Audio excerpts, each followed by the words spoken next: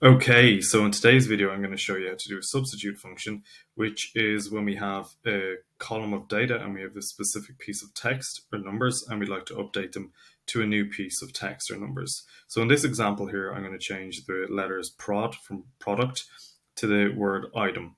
So what we're going to do is actually go from an example like this, prod123 to item123. So what we're going to do is we're going to enter the substitute function, which goes something like this, equals substitute. And then we're going to find our text, which is the text we want to work on, which is prod123. And then we're going to find the old text, which is prod.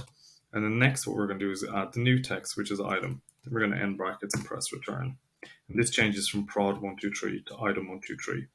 If I want to drag this down and keep prod and item consistent, so it changes it for all of the instances here, I can jump back into the equation and press F4 for the double dollar sign for E7, and I can press F4 for the double dollar sign for E8.